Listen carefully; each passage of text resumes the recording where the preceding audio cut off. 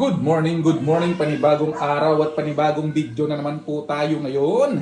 And for today's ulam, magluluto naman tayo ng adobo ng atay na manok.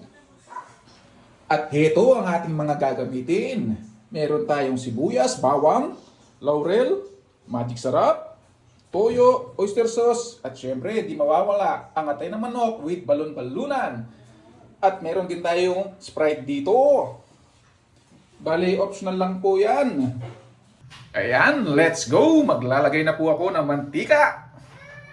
Unahin na po natin ilagay ang balon-balunan. Ay! Excuse me po!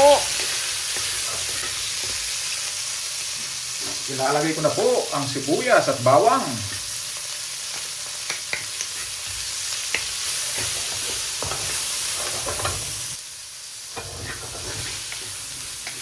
After po natin mag-isa, titimplahan na po natin.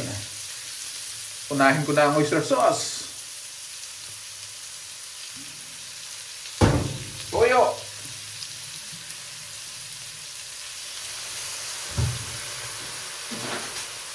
Magic sarap. Ang ating laurel. Ang ating sukang sinamak. At syempre, Sprite.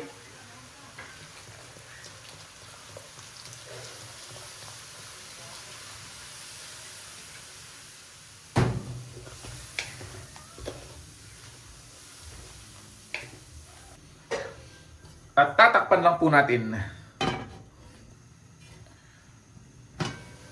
Ayan, after a few minutes, maglalagay na po ako ng pamintang buo.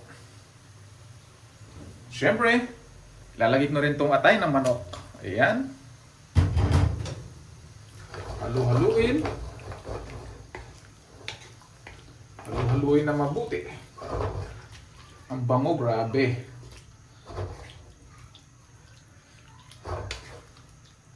Matutupad na naman po ang propesiya. Takpan po natin ulit. After a few minutes, lalagay ko na po ang ating cauliflower para healthy, kumbaga, di ba? Ayan. Ayan, at malambot na ang ating cauliflower. Lalagay ko na ang ating bok choy. Luhaluin lang para healthy ang ating adobo, ang ating lifestyle. Diba? Ayan. Waramug! Paparod. Luto na po. At syempre, lalagyan ko rin ng tostadong bawang. Pampasarap. Ayan. At bago matapos itong video na ito, maraming salamat po sa inyo. At sa mga bagong followers at viewers natin dyan, welcome na welcome po kayo at maraming salamat na din po. At muli ang inyong lingkod, Paparod.